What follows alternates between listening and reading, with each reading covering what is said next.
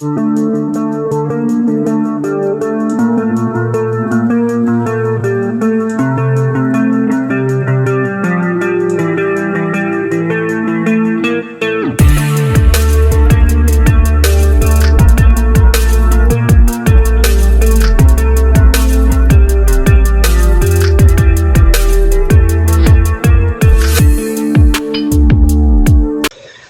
assalamualaikum warahmatullahi wabarakatuh.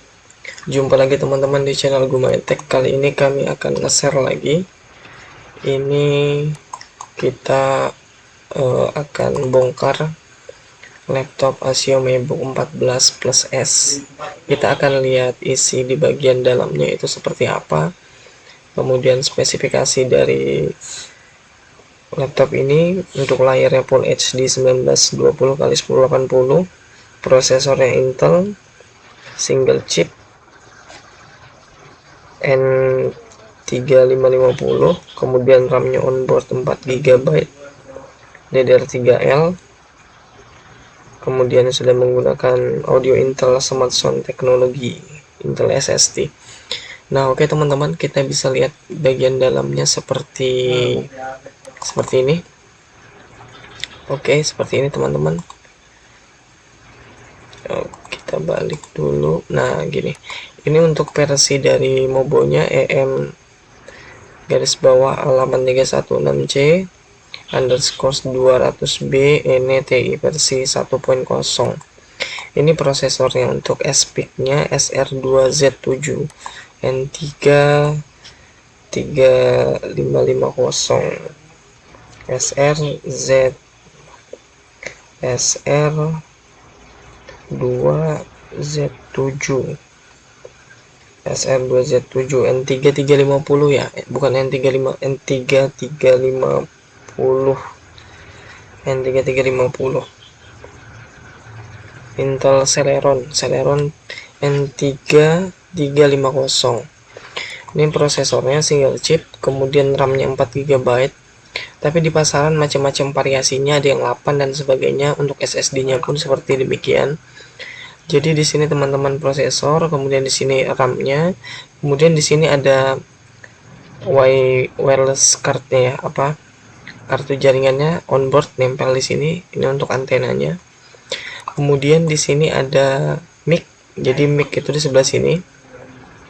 Kemudian di sini ada soket SSD-nya. Nanti dia ada soket tambahan lagi. Kemudian di sini soket chill board. Jadi ada papan kecil untuk USB di sebelah kanan. Kalau dibalik. Kemudian di sini ada konektor baterai, ada soket keyboard, touchpad. Kemudian soundnya di sebelah sini. Di sini ada satu USB, ini mini HDMI, DC jack-nya di sebelah sini. Di sini konektor EDP atau LCD-nya. Ini konektor LCD-nya di sini. Nah, teman-teman bisa perhatikan kalau untuk bagian mesinnya dari tipe ini menggunakan output input tegangan 12 volt dari charger 2,5, kisaran 2,5 atau 2 ampere, 2 sampai 2,5 ampere. Kemudian kita bisa perhatikan IC charger di sini. Ini IC chargernya tipenya BQ24715 atau BQ715. Jadi untuk tipe ini juga masih menggunakan keyboard controller. Di sini ini KB9028 key spasi C. Karena teman-teman ada juga yang tipe yang inputnya 5 volt, tegangannya 5 volt itu nggak menggunakan keyboard controller, tapi dia satu IC seperti ini kurang lebih besarnya, yang tipe AXP288 atau AXP288C. Oke, sementara kita lihat dulu komponen di sini. Tadi sudah bagian input, soket-soketnya, input outputnya. Kemudian kita lihat komponennya di sini. Di sini prosesor Intel Celeron N3550. Kemudian di sini RAM-nya onboard. Di sini kartu jaringan. Di sini IC charger. Ini BIOS-nya. BIOS-nya KFN ya. Ini BIOS-nya. Untuk ngeplesnya jadi dia nggak pakai soket tempat BIOS yang ada kaki-kakinya, itu dia nempel, tapi bisa kita juga ngeples dengan jumper kabel aja. kemudian di sini keyboard controller, kemudian di sini mousepad DC jacknya. Sedikit kita bahas tentang tegangan yang ada di motherboard ini. Jadi ketika DC jack ditancapkan dengan rating tegangan input tegangan 12 volt, dia melewati dua buah mousepad N channel di sini. Kemudian ini harusnya dua ya, dua mousepad. Ini nggak tahu ini mousepad sebelah mana. Ini tapi kami ada videonya, sudah kami videoin. Tapi yang jelas di sini dia melewati dua mousepad ini. Teman-teman bisa kita zoom ini mousepadnya. N channel, kemudian dia diteruskan ke AC charger yang ini. AC charger dia lari ke sini nih. Entah di sini atau di bagian bawah.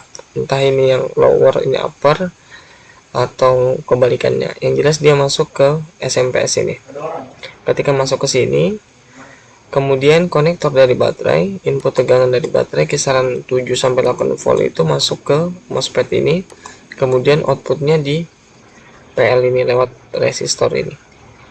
Jadi tegangannya itu diturunkan ke dari 12 volt menjadi kisaran 8 volt di PL ini, output ke seluruh sistem yang membutuhkan input tegangan dari AC charger, yaitu kisaran 8 volt, ada yang 9 volt, variasi. Nah, untuk tegangan 5 voltnya itu ada di sini, ini 5 volt. Ini supply ke chip, ini juga ke chip, kisaran 0,7, ini 1,1, di sini 5 volt. Kemudian di sini 3,3 volt, di sebelah sini 9 volt tadi. Jadi teman-teman hati-hati ketika masukkan tegangan colokan charger kisaran 19 volt ke ini ya, ke jack DC jacknya ini. Walaupun kita tahu bahwa kalau nggak salah di datasheet untuk AC tipe BQ24715 ini input tegangannya mulai dari 6 volt sampai 24, tapi charger yang digunakan 12 volt. Begitu juga dengan laptop yang lainnya. Tetapi jangan sampai kita memasukkan tegangan, memberikan suplai tegangan lebih besar dari kapasitas yang sudah tertulis di charger. Misalkan casnya 19 ya kasih 19, kalau 12 kasih 12, kalau dia menggunakan 5 volt kasih 5 volt. Jangan sampai terbalik karena bisa merusak. Jadi kalau misalkan di sini 12, kita ya kasih 12 volt. Oke, jadi kita review lagi. Di sini DC jack masuk ke dua MOSFET, kemudian di sini naik ke sini, masuk ke sini, kemudian di outnya keluar tegangan kurang lebih 8 atau 9 volt. Kemudian dari baterai ini MOSFET-nya, kemudian outnya ke PL juga, tapi melewati resistor ini. Kemudian di sini ada BIOS, prosesor, ini RAM onboard, keyboard controller, di sini AC chargernya. Jadi dia untuk tegangan 3 dan 5 voltnya itu diatur oleh AC ini, dan 5 voltnya ini AC-nya. Kelihatan nggak ya? AL1M apa ini strip, ini AC-nya kecil sekali ya, seperti handphone, sudah seperti smartphone. Jadi kita dituntut teknisi untuk mengerjakan hal-hal yang kecil seperti ini, pekerjaan micro soldering. Kalau seperti ini misalkan EC rusak, kita sudah biasa ganti. Kalau kapasitor gede gini bisa chip seperti ini, kita harus menggunakan preheater dan bentuk mesin BGA yang kecil juga pastinya. Tapi kalau kita sudah terbiasa mahir, mau mesin seperti apapun, biasa kita bisa ngangkat chip ini. Kalau untuk RAM seperti ini, biasa kita menggunakan blower. Oke, ini juga di sini kita juga bisa perhatikan teman-teman, ada beberapa soket yang nggak dipasang. Di sini ada VRTC-nya. Kemudian di sini FR ini apa ya? Nanti teman-teman bisa cari tahu lebih lanjut lagi. Ini ada soket juga, di sini juga ada. Mungkin ini pin BIOS ya. Ini ada tulisan BIOS-nya. 4, 5, 6, 7, 8, 9, 10. Ada berapa kaki? Ini 5. Oke. Ini ada tulisan BIOS, kemudian Di sini juga ada soket yang nggak dipasang, entah ini buat apa ya, nanti teman-teman bisa cari tahu lebih lanjut. Oke teman-teman, demikian aja ini kami sharing berbagi video tentang isi dari laptop ini dengan input tegangan 12 volt tanpa menggunakan ini ya, ini fan, karena kita bisa lihat untuk TDP nya 6 watt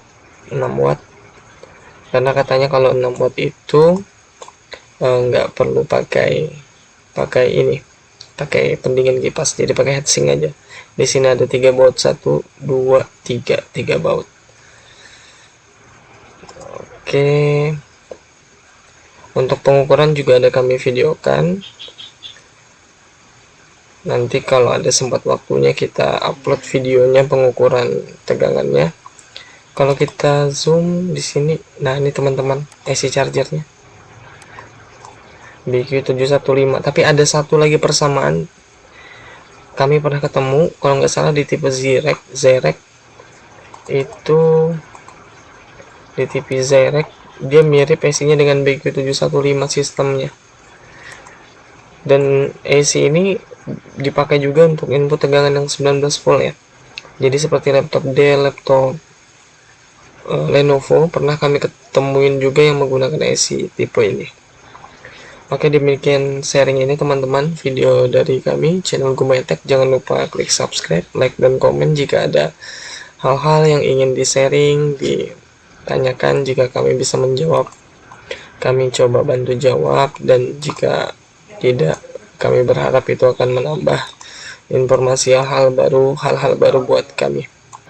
Oke, demikian aja sharing kali ini. Terima kasih. Assalamualaikum warahmatullahi wabarakatuh.